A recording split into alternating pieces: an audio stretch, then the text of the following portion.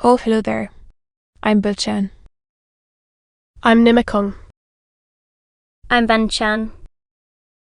In this class, I'll read to all of you.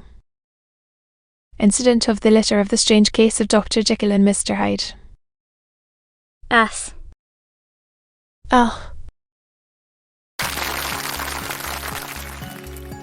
The strange case of Dr. Jekyll and Mr. Hyde. Robert Louis Stevenson. Incident of the letter. It was late in the afternoon when Mr. Utterson found his way to Dr. Jekyll's door, where he was at once admitted by pull and carried down by the kitchen offices and across a yard which had once been a garden to the building which was indifferently known as the laboratory or dissecting rooms. The doctor had bought the house from theirs of a celebrated surgeon, and his own tastes being rather chemical than anatomical, had changed the destination of the block at the bottom of the garden.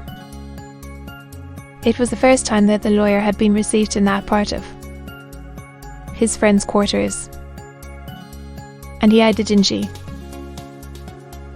windowless structure with curiosity, and gazed round with a distasteful sense of strangeness as he crossed the theatre, once crowded with eager students and now lying gaunt and silent, the tables laden with chemical apparatus, the floor strewn with crates and littered with packing straw, and the light filling dimly through the foggy cupola. At the further end, a flight of stairs mounted to a door covered with red baize, and through this, Mr.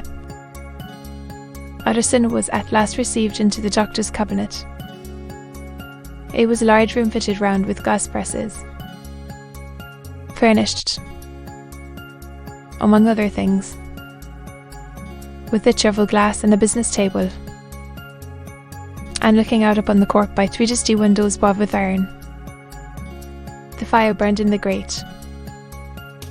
A lamp was set lighted on the chimney shelf, for even in the houses the fog began to lie thickly. And there, close up to the warmth, sat Dr. Jekyll, looking deathly sick. He did not rise to meet his visitor, but held out a cold hand and bade him welcome in a changed voice. "And now," said Mr. Utterson, as soon as Bill had left them. The doctor shuddered. "They were crying it in the square," he said. "One word," said the lawyer. "Care was my client, but so are you.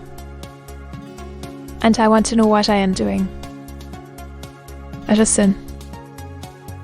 "I swear to God," cried the doctor. "I swear to God I will never set eyes on him again. I bind my honour to you that I am done with him in this world. It is all at an end. And indeed he does not want my help. You do not know him as I do. He is safe. He is quite safe. Mark my words." The lawyer listened gloomily. He did not like his friend's feverish manner. "You seem pretty sure of him," said he. "And for your sake, I hope you may be right. If it came to trial, I am quite sure of him," replied Jekyll. "I have grounds for certainty that I cannot share with anyone. But there is one thing on which you may advise me. I have received a letter, and I am at a loss whether I should show it to the police. I should like to leave it in your hands. Utterson, you would judge wisely.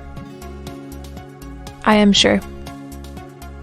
You fear, I suppose, that it might lead to his detection?"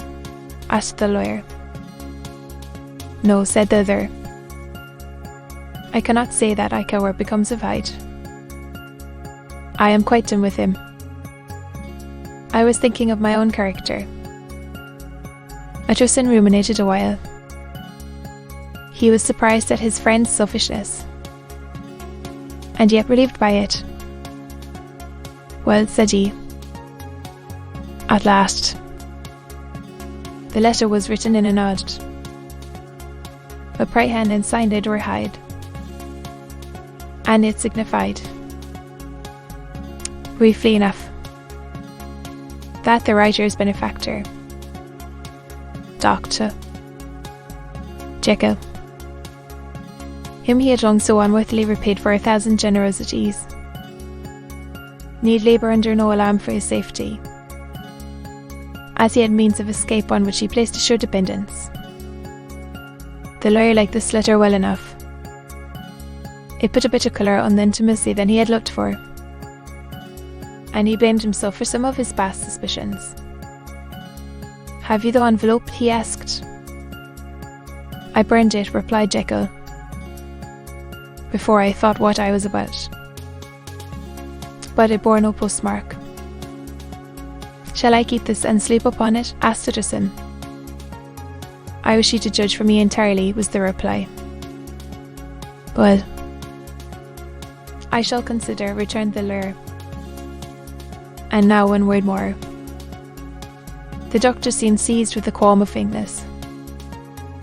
He shut his mouth tight and nodded. I knew it, said Utterson. He meant to murder you. I have had what is far more to the purpose, returned the doctor solemnly. I have had a lesson, O God. Utterson. What a lesson I have had. And he covered his face for a moment with his hands. On his way out, the lawyer stopped and had a word or two with Poe. By the by, said he, there was a letter handed in today. What was the messenger like? But Poe was positive nothing had come except by post. And only circulars by that, he added.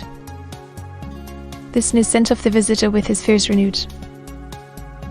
Plainly the letter had come by the laboratory door. Possibly. Indeed, it had been written in the cabinet.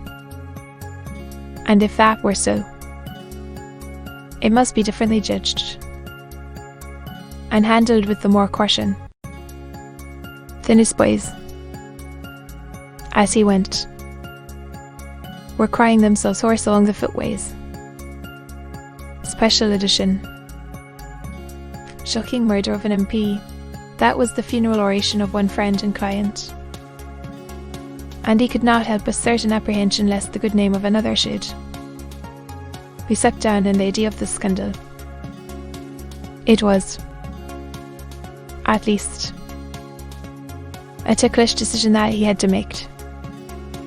And self-reliant as he was by habit, he began to cherish a longing for advice. It was not to be had directly, but perhaps, he thought, it might be fished for. Presently after, he sat on one side of his own hearth, with Mr.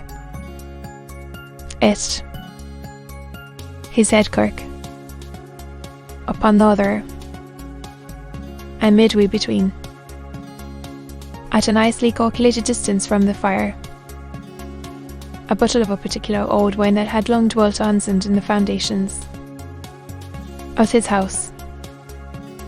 Fog still slept on the wing above the drowned city, where the lamps glimmered like carbuncles, and through the muffle and smother of these fallen clouds, the precision of the town's life was still whirling in through the great arteries with a sound as of a mighty wind. But the room was gay with firelight. In the bottle the acids were long ago resolved. The imperial dye had softened with time, as the colour grows richer in stained windows, and the glow of hot autumn afternoons on hillside vineyards was ready to be set free and to disperse the fogs of London. Insensibly the lawyer melted. There was no man from whom he kept fewer secrets than Mr. it. And he was not always sure that he kept as many as he meant. Guest had often been on business to the doctors. He knew Pulu. He could scarce have failed to hear of Mr. Hyde's familiarity about the house. He might draw conclusions. Was it not as well, then, that he should see a letter which put that in the street to right? And above all, since guests, being a great student in critic offender writing, would consider this step natural and obliging. The clerk, besides, was a man of counsel. He could scarce read so strange a document without dropping a remark. And by that remark Mr. Utterson might shape his future course. This is a sad business about Sir Danvers, he said. Isse, indeed. It has elicited a great deal of public feeling, returned Guest.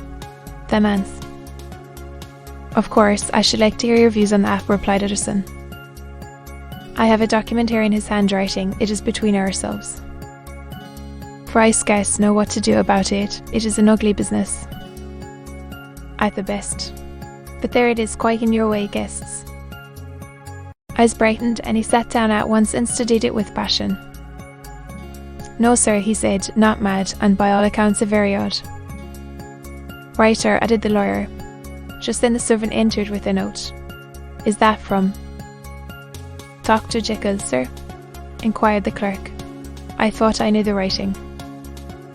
Anything private, Mr. Only an invitation to dinner. Why, on moment. I thank you, sir, and the clerk laid the 2 sheets of paper alongside and sedulously compared their contents. Thank you, sir, he said at last, returning both. There was a pause, during which Mr. Utterson struggled with himself. Why did you compare them, Guest? He inquired suddenly. Well, sir, returned the clerk, there is a rather singular resemblance. The 2 hands are in many points identical. Rather quaint, said Utterson. It is as you say, rather quaint, returned Guest. I wouldn't speak of this note, you know, said the master. No, sir, said the clerk. But no sooner was Mr. Utterson alone that night than he locked the note into his safe, where it reposed from that time forward. What, he thought, Henry Jekyll forged for a murderer, and his blood ran cold in his veins. To be continued.